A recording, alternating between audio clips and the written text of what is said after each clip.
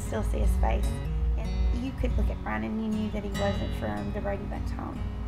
But he was my friend, you know. We had this kind of sarcastic relationship going back and forth, and there's a lot of times we butted heads, but even though she may play it down and she says that she was mean to me, she was only mean to me as a sister would be.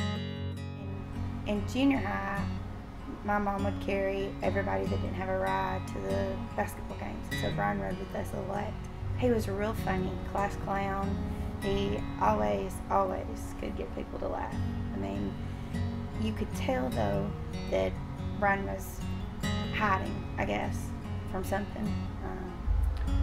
At first she had no idea about my home life. They had no idea about my home life.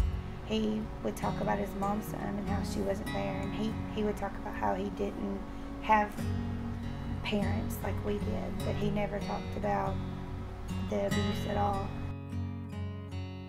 And she just stepped out and said, "Hey, do you want to go to church with me?" That one sentence that impacted my life, changed my life. It instantly let me know this person cared for me. And from junior high school, he became Brian. I mean, he was always at the house, he was always there, he was always at church, they were just always together.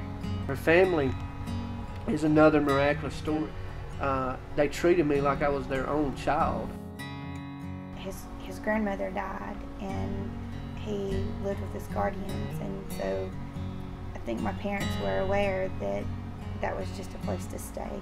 It wasn't a good situation. It wasn't a loving mother-father type home. I mean, nobody went out and said, "Hey, let's help a kid today." You know, I mean, it was just Brian happened into our lives, and my parents realized that this child needed love, and so they opened their home to him. They cared about me and the grades I made. They bought me stuff. They gave me birthday parties. He would spend Christmases with us. He would come over Thanksgiving.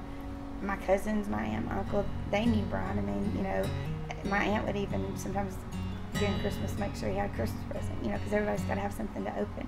He just became part of the family. All these things that just, as a child, I missed growing up, I got with this family. The more I got comfortable with them, and the more I got comfortable with her, and over time, I kind of opened up to them and to that family.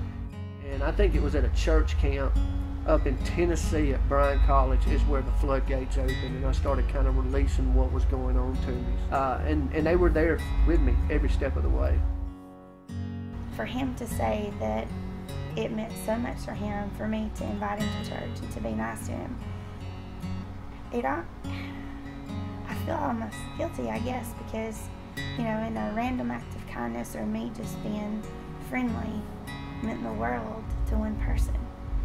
A person that's going through abuse at home, you just lifted them and give them just enough hope to carry them along and change their life. And you don't realize that such a small thing means so much to somebody. Something that she seems probably as minute or is just like nothing, it meant the world to me. And I think that's the power of one. It's shocking, I guess. It's eye-opening that maybe just speaking to somebody or maybe just being nice can really change a person's life. It was just people kind of living out their faith in this world, in a young man's life that was full of pain and misery. That's what she did, and it was nothing special. It was just kind words. You know, and then of course that small act of kindness grew into a great friendship, which means the world to me. I owe a debt of gratitude, to God for bringing her in my life.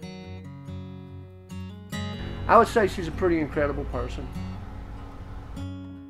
In my heart, you'll always know there is a place only love can go. There is a place only you can go.